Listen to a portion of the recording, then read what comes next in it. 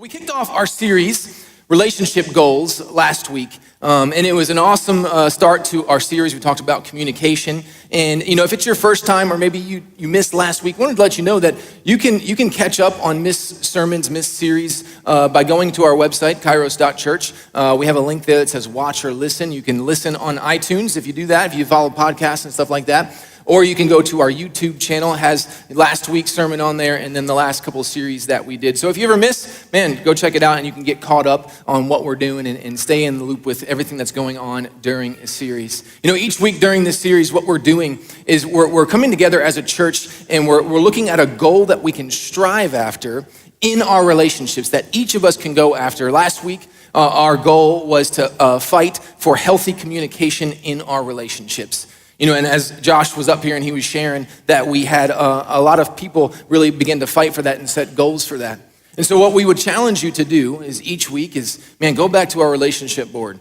Write down your goals that you were fighting for. If it was the goal from last week and you're still going for it, write it down so we can keep praying for it. If you have a new goal at the end of service today, go back there, write it down. We want to pray for it. I want to pray for it personally, and then we want to pray together as a church so that we can help you fight for the relationship goals in your life. So it's just so important to be doing that. And this week, we're getting into something that's going to be really, really, really fun. And I'm excited about this week's message. Josh already said it is kind of a PG-13 message. So, if your kids are younger and you don't want them to hear about some PG-13 stuff, you might want to take them to the kids' ministry. So that was our goal last week. Relationship goal number one was fighting for healthy communication. And last week during my talk, I talked about one of the key points of communication being prayer, our communication with God. And our communication with God is going to help us, as we are really fighting for that, help our relationships grow. And so prayer is so important. I talked about praying with your spouse, praying with your kids, praying with friends. And see, when you pray, there's this intimacy that is involved. And with intimacy comes vulnerability. With vulnerability comes communication, and with communication comes connection. And when I say connection, y'all, I mean connection, like married people connection, that good stuff. You know what I'm talking about. It's okay. Don't get uncomfortable because I'm talking about sex. We're going to be talking about that today, intimacy in our relationships and how we fight for that. So I want to give you relationship goal number 2. You should have your Connect card. You should have a pen. Write this down because here's what we're fighting for. We're going to fight for emotional and physical intimacy in our relationships. Emotional and physical. And there's a difference between the two, and both of them are so vital to our relationships. Sometimes we fight for one over the other. Sometimes we don't fight for either, but we got to make sure that we're fighting for both the emotional and the physical in our relationships. My kids, I have 8 kids, and they always get grossed out when me and my wife kiss, right? When we kiss and we hug, and they say, stop that, it's gross, it's yucky. And what do me and my wife do? We just keep on kissing. You know what I'm saying? We just keep kissing. We keep hugging, and it's kind of funny. And I think they say that it grosses them out, but I think they love the fact that their mom and dad are willing to show emotion and show it all the time. And the reason that I'm constantly, loving on my wife and giving her words of affirmation and encouraging her and giving her kisses and hugs is because I want to showcase that for my boys. I want my boys to see what it's like to treat their wife when they grow up, to treat their kids when they grow up, when they get married. And for my girls, I want them to know and to see what it means to be treated by their husband. Of course, it's going to happen after they're 30, right? Because they don't need to get married before that. So once they hit 30 and then they get married, right? They can get to experience that kind of love, that kind of intimacy. And so, I think they secretly really enjoy the intimacy that me and my wife showcase. And I know deep down that is something that they desire. They need that intimacy from me and from my wife. It needs to be shown to them. And it's so important. We're going to talk a little bit more about, as we're talking about relationship goals, we're going to talk a little bit more about kids later on in the series. But today we're going to focus on our adult relationships, really that emotional and physical intimacy that needs to take place. And what I want to do today is I want to look at a story from 2 Samuel. It's a story you've probably heard. Whether you've been in church or not, you've probably heard about this story. It's the story of David and Bathsheba. It's the story where King David gets wrapped up in lust and sin and adultery and murder. We're going to be reading from 2 Samuel chapter 11. If you have your Bibles, you can turn there. If not, that's all right. We will have the scriptures up on the screen for you. So let's dive into this story. 2 Samuel chapter 11, verse 1 says this. It says, in the spring, when the kings normally went out to war, David sent out Joab, his servants, and all the Israelites, and they destroyed the Ammonites and attacked the city of Rabbah. But David stayed in Jerusalem. One evening, David got up from his bed and walked around on the roof of his palace. And while he was on the roof, he saw a woman bathing. She was very beautiful. So David sent his servants to find out who she was. A servant answered, that woman is Bathsheba, daughter of Eliam. She is the wife of Uriah the Hittite. Verse 4 says, so David sent messengers to bring Bathsheba to him, and when she came to him, he had sexual relations with her. And so David in this story, man, he goes on to have sex with her. She ends up getting pregnant. He tries to cover it up with a lie, tries to get Uriah to come home and sleep with her so no one will be the wiser. Uriah, being a man of honor, wouldn't do it, so David sent him to be killed. He essentially had him murdered. And I'm not going to focus too much on that. I want to focus on really this front part and the why. Why did David, a man that the Bible says is a man after God's own heart, a man that you can read story after story after story of him seeking God, of him chasing after God, of him defeating giants, of rising up to be a king. How did this godly man fall into this sin? And as I looked at it and as I realized and as I read the story, I realized the main reason was this, is that David wasn't fighting. He wasn't fighting. The first line right there, 2 Samuel chapter 11, verse 1, it says, when kings normally went out to war, where was David? David stayed in Jerusalem. David, it goes on to say, was sleeping. He was comfortable. He was taking it easy. And in his idleness, he sinned.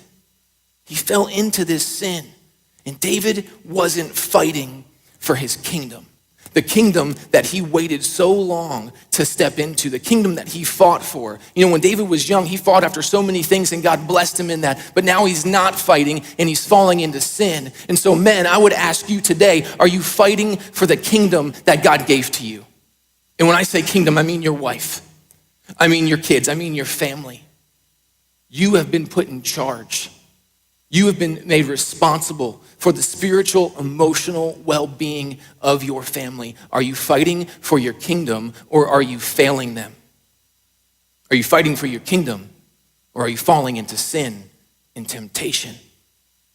It's so important that we fight and fight and fight and fight in our lives. Now here's what I want you to know. And I want you to write this down, this is very important, that sin tends to take place when we aren't fighting for what God has blessed us with. We get comfortable, right? David wanted the kingdom so bad, and he got it, and he fought for it, and then he got ungrateful for it, and it didn't feel like he was blessed. And we get things in our lives. We get an amazing wife, we get an amazing husband, we get amazing kids, and our job, and all these things, and we fight so hard to get them, but then when we get them, we stop fighting for them. And sin tends to happen when we aren't fighting for what God has blessed us with. And that's what takes place. 2 Samuel, it's the time. For David, it was the time when kings normally go to war, and he decided to stay back. It's the time of night when you should be sleeping, but you decide to get on your computer instead. It's the time of day when you should be working, but you're going somewhere or looking at something or seeking someone out that you shouldn't. It's that moment during your day when boredom sets in and your mind begins to wander. And you begin to seek out things that you shouldn't seek out. You begin to look places that you shouldn't look, and you begin to engage in things that you should not be engaging in. Because we're not fighting. We're just complacent and we're idle. And we should be going after these things in our lives. So the question becomes, are you fighting for intimacy? Are you fighting for your kingdom? Or are you fighting for secrecy? Because that's what David was doing. He was fighting. After this took place, he was fighting to keep everything under wraps, under control. I was thinking about this story, and in the story, it doesn't mention one thing about David's wives. And yes, I said wives. We won't get into that too much, but David had wives. He had women that he loved and that loved him. It doesn't say that he didn't go to war because he was spending time with his wife. It didn't say that he didn't go to war because he wanted to spend time with his kids or that he was going on a vacation. He needed a vacation with his family. No. It says he was just hanging out. He was sleeping. He was napping. So one, he's not fighting for his actual kingdom, the kingdom of Jerusalem. And number two, he's not fighting for his family. And you begin to question, well, what is David fighting for? And David was fighting to meet his own selfish desires, the desires that were within him, to seek out something else in his life, to seek out this intimacy. And I really believe that if David's intimacy, if he was fighting for emotional and physical intimacy with his wives, which is weird to say, if he was fighting for that, he would not have sought it out in another woman. He would not have sought it out in another action or in another sin. So the question in our lives is intimacy present in our marriage? Is emotional intimacy present? Is physical intimacy present? You see, because here's the deal. Generally speaking, women want emotional intimacy first, and then they want the physical. Don't get me wrong, they want the physical, okay? But they want the emotional first, and then they want the physical. You gotta meet both. But men, we're like, physical, I want the physical. That's all I need. Emotional, I don't need it. Physical's what I need, and that's it. We're done, man. We're easy, right? But women are like, no, we need this met, and then we'll meet this.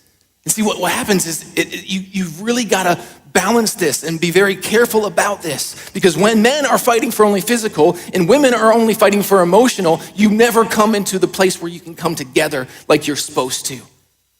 And so what happens, women, what we tend to do is our men aren't meeting our emotional needs or some other need that we have that is not physical. And what do? We withhold the physical from them, thinking that, hey, maybe if I withhold this long enough, they'll start doing this and it'll happen. It usually goes the opposite way. The longer you withhold that from the man, the longer he's gonna be so tempted to find it and seek it out somewhere else. It's going to push him away and push him to someone or something else. And he's gonna meet that need in his own way, and it backfires. And I'm not saying that's right. I'm not condoning that. That's just, statistically, that's what happens. And in a world where pornography is readily available to us anywhere we have a Wi-Fi connection or a cell connection, man, the temptation is constant. It's constant. And so women, we gotta make sure that we're not withholding, because here's the reality. The longer an intimacy need goes unmet, the harder it is to withstand the temptation of finding it somewhere else. The longer it goes unmet, the longer we push it off, the longer we don't come together and find compromise in our lives. We've got to make sure that we're not withholding. Now, man, you're not off the hook. You're not off the hook in any way. But man, here's what I'll say. As far as getting your intimacy needs met, I want to backtrack real quick. If your communication is healthy, and this is what we talked about that in week 1, because communication is the number one thing that'll give you a healthy relationship. When your communication is healthy, when you are able to talk openly and share with your spouse, you will be able to say to your spouse, my needs are not being met. And it'll keep you from seeking it out somewhere else. So you gotta make sure that communication is healthy. But men, let's get over to men. Here's the deal. We have got to stop having a one-track mind. That's what we think about. We gotta do it. You know what I'm saying? When I do it, okay? That's what we think about. It's like, okay, we gotta do this thing. And it's like the moment we get this urge, we're like, well, let's go. Women don't work that way. And let me just tell you this, you are not God's gift to women. You are not God's gift to sex. And something's telling me, I'm just throwing this out there, you are not pleasing your wife as much as you think you are in bed. I'm just saying. And here's why I'm saying that. Because I'm a guy, and I know that most of the time, we're not thinking about pleasing them. We're only thinking about how we can have our desires met. And so we're not worried about them. So we gotta stop doing all that. We gotta stop only thinking about ourselves. I wonder, what would it look like in our relationships if we started thinking less about having our physical needs met, men, and more about meeting the emotional and physical needs of our spouse? You start putting her emotional needs first. You start putting physical and emotional intimacy first and going after it for her. She will not hesitate to meet your physical intimacy needs. I guarantee it. But we get it backwards. We say, no, you got to give me mine and then I'll give you. That's not how it works, especially if you're the man. We have been put in charge. God has called us to lead our family. And it happens in our intimacy as well. You know, I think about just there's so many things in this world that are killing intimacy in our marriages. So many outside forces that are pulling and pulling for our attention and distracting us. And if we can't come together as spouses, we're just adding one more intimacy killer in there. We don't need to do that. So what are intimacy killers for you? I mean, David fought with lust and pornography, and we're going to talk about that in a little bit. But maybe it's work. It's busyness. It's exhaustion. Maybe it's your kids. Maybe it's a hobby, drinking. Maybe it's video games. Maybe it is porn. What is your physical or your intimacy killers in your marriage? Now for me, it used to be video games. A long time ago, it was video games. And everything I did was I would focus on that, and my wife wouldn't get any attention. But it has since shifted to work, constantly being busy, constantly thinking about the meeting that I have to have, the deadline that I have to meet, the event that I have to plan, the person that I have to counsel, all these things that I'm thinking about, and my mind is constantly going, and I can't think about, the needs of my wife or the needs of my kids, and so I'm constantly going with work. And it's a struggle. It's a struggle to shut it off so I can begin investing in the relationships around me. And so I have all that's taking place. And then I also have my kids. I have 8 kids. You talk about killing some intimacy, put 8 kids in your home, okay? You know what I'm saying? But even if you only have 1, here's the reality.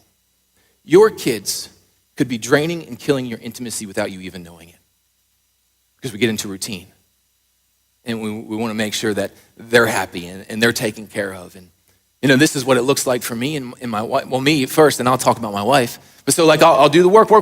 My mind is constantly going. And then I get home. And what do? I help with the kids. I feed the kids. I get the kids ready for a sport, a ballet, a dance, some birthday party, their birthday party. And then I have to clean up after my kids. And then I got to bathe my kids. And then I got to get my kids to bed. And then I'm like exhausted. And the moment that I hit my bed, my very, very comfortable, lovely bed, I'm out.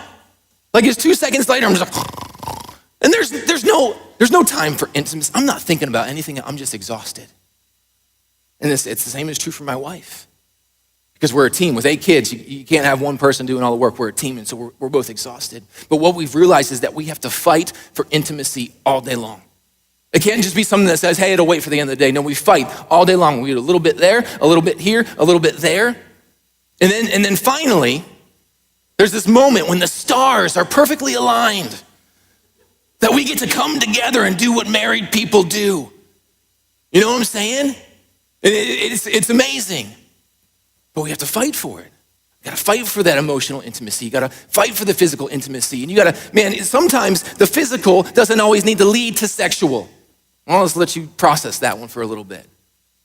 How often are you touching your wife without thinking about having sex with her? It should be more than you probably are. And we got to fight for it. We got to fight, and we got to fight very, very, very hard for it. Man, this whole intimacy thing is so important. David, his intimacy killer in this story, it was lust. It was pornography.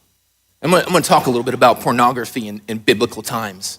But let's go and look at what David fell into in this story. In 2 Samuel 11, verse 2, it says, one evening, David got up from his bed and walked around on the roof of his palace. And while he was on the roof, he saw a woman bathing, and she was very beautiful. Now, let's just be honest. David was not dumb.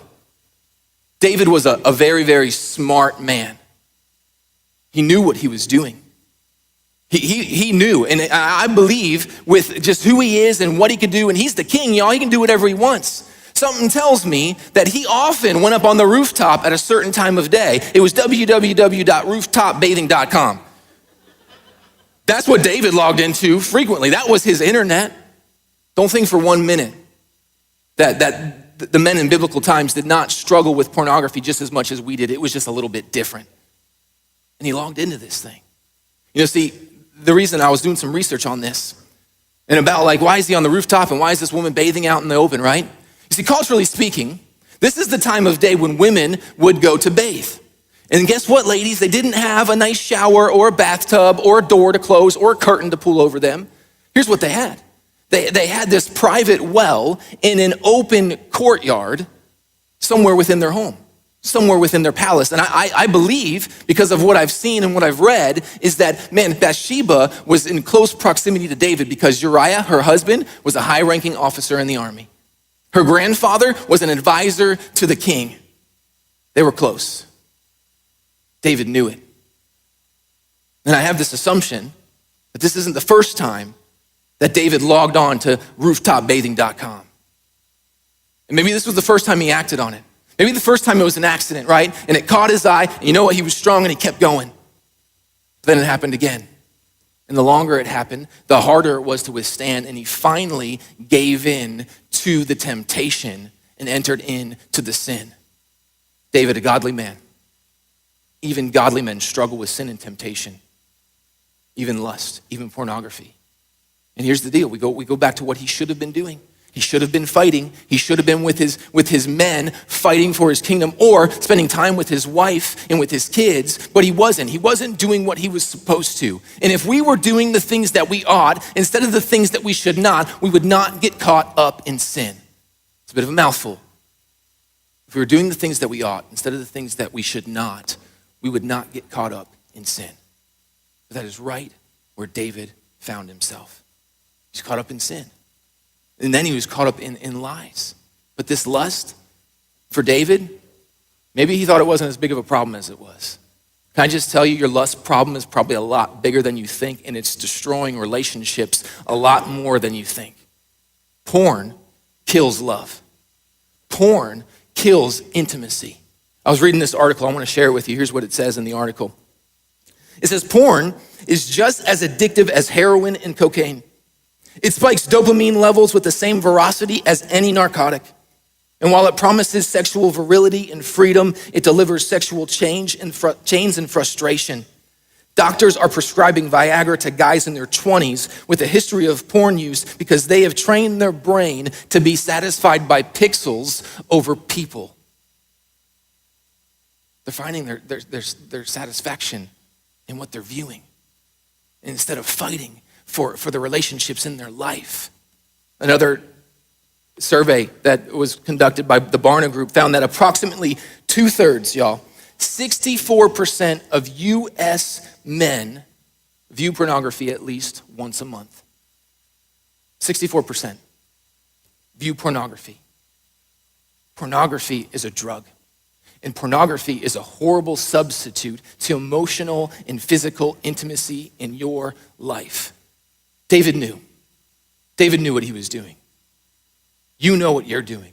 You know that it is hurting you. You know that sin is hurting you. You know that sin is slowly destroying your relationships. And you know that it is piling on shame and regret.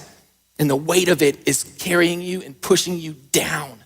Listen to me. It is not okay to be okay with allowing porn to destroy your relationships and ultimately who you are.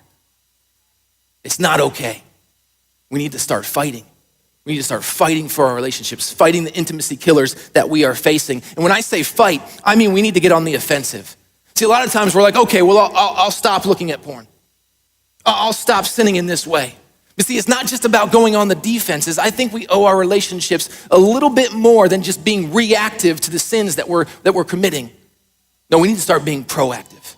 So what about this? What if instead of just fighting against our sin, we started to fight for intimacy with our spouse? Don't just talk about what you're not gonna do. Start fighting for what you need to do in your relationships. Focus on strengthening your relationships, and your relationships will get stronger. And that's just a fact. So don't just say this. Don't just say, well, I'm gonna stop lusting. No, instead say, I'm going to start fighting. I'm gonna start going after it. Here's the deal. The enemy works in negatives. Here's what he'll tell you. He'll say, man, you need to stop, or I'm gonna stop. I'm gonna quit. I will never do this again. Those are all negatives. Stop, quit, never. God focuses on positives, where we say, I'm gonna start, and I'm gonna overcome, and I'm gonna strive after this thing. You see, there's a difference. There's one that's being defensive, and there's one that's being offensive. We've got to start fighting for our spouse, fighting for intimacy emotionally and physically. Last week I was talking about communication, and I was talking about how communication cannot survive in a dishonest environment. The same is so true for intimacy. The same is true for your relationship, period. Your relationship cannot thrive in a dishonest environment. So David, commits this act. He has sex. Bathsheba has, his child. He attempts to get, Uriah to sleep with her wife so he can cover it up, but he won't take the bait. And so David sends him off and has him killed. And after Uriah is killed, you know what he does? Just the icing on the cake. He marries Bathsheba. Like, that's just jacked up, dude.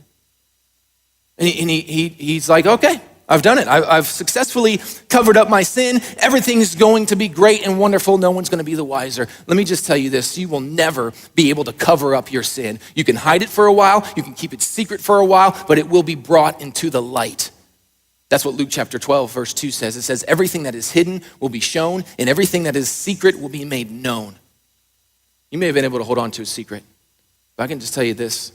The longer you keep it, the longer you let it fester, the more damage it's going to do to you, and the more damage it's going to do to the people that love you in your life. You can't keep it a secret. David thought he did.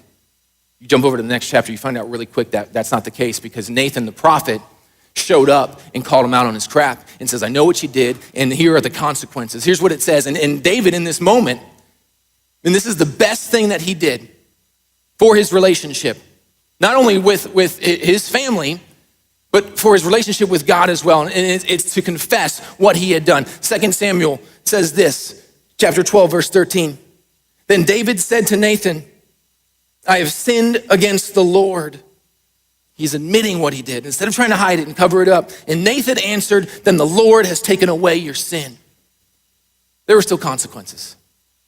There will always be consequences to your sin. But he didn't have to live there anymore.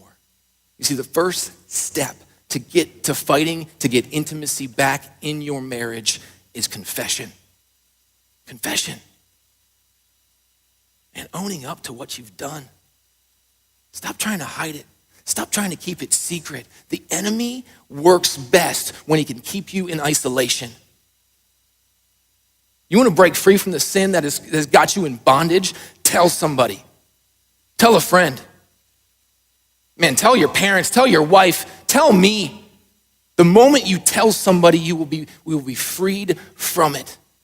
Here's what I believe. Confession and forgiveness are pathways to greater intimacy. And it's not going to be hard. It's going to be very hard to confess, to share this sin that you may have been living in, to share this secret that you have been hiding. David confessed, and you know what God did for him? He forgave him. He offered him grace. He offered him love. And so the moment we begin thinking about sharing our sin, you know what the enemy will do? He'll start lying to you. You say, no, you can't do that. No, this will be bad if you do that. You're scum. You're scum for doing this. It's interesting how the enemy, twists and it makes these things look so wonderful and so great. And then the moment we step into him, he says, you are the worthless. You are horrible. You are scum, and no one will ever love you. That's how he works. So he'll tell you that, there's too much shame. There's too much regret. There's too much guilt there. Don't share. No, you can't do that. You can't. It's gonna destroy your relationship. It's gonna destroy everything around you in your life. Listen to me. If you're going to confess, if you're going to tell people the truth, if these people that you're telling love you and care for you, they will offer you grace, they will offer you love, and they will offer you forgiveness. Confess. Confession leads to forgiveness. Forgiveness leads to freedom.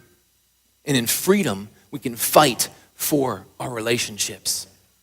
I'm going to ask for Johnny to come up and begin playing behind me. But my question to you today is really this. Have you stopped fighting? Have you stopped fighting for your kingdom? Have you stopped fighting for your spouse? Have you stopped fighting for emotional and physical intimacy in your life? Is there something in your life that has caused you to be too comfortable, too complacent? Are you idle? Because in your idleness, man, that is when sin is going to take place. Are you only looking out for your own intimacy needs to be met? Or are you looking out for others? And finally, what secret is rotting on the inside and destroying your relationships in your life? Church, I'm going to ask that you would stand with me. Bow your heads, close your eyes. My last question to you today, as you begin to, take all of this to the Father. Each and every one of us has something different. Each and every one of us has something that, we might be dealing with or going through that we need to work on in our relationship. So as you go to the Father, I wonder, what do you need to do? What do you need to confess? And what do you need to commit to today to begin fighting for intimacy?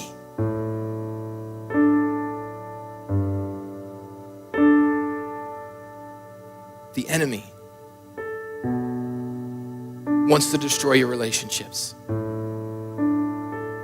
And he will use any means necessary to do that. Could be work. Could be a hobby. Could be your kids. Porn. Drugs and addiction, drinking.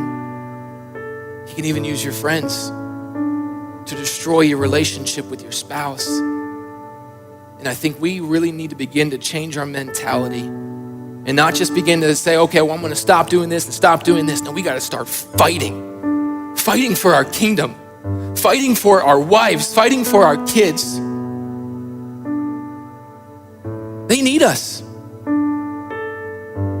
And the things that pull us away and the things that drag us away and the things that get our attention over them destroys our relationship with them. What do you need to do? What do you need to confess? What do you need to commit today to God so that you can begin fighting for your relationships? Stop taking a back seat. Get out there. Fight. Always fight. Never stop fighting. Don't let the enemy get a foothold in your marriage or in your kids' lives. Fight for them. Fight with them.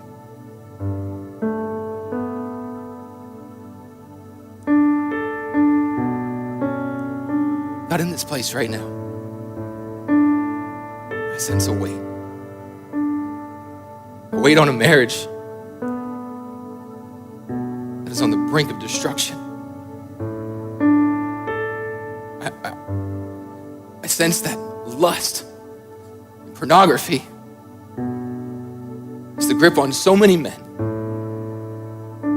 But more than that, they are fighting this battle alone.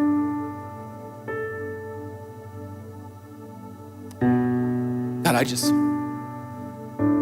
pray that you would give these men the boldness and the courage to step out of that bondage, to admit their sin so that they can be free from it and begin to have the healthy relationships that you desire for them.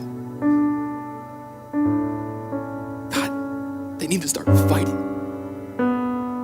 Stop giving up. Stop taking the easy way out. And know that when they do, no matter what people do around them, you will be there to offer them forgiveness and a love that is never ending, and a love that says, listen, that sin that you have been tied to, that you have been worried about, that you have been living in, my son paid for it. Give it to him. Stop letting it destroy you. And step into this love that God has for you. When you experience his love, despite your shame, and that's when you can begin to take back the relationships in your life.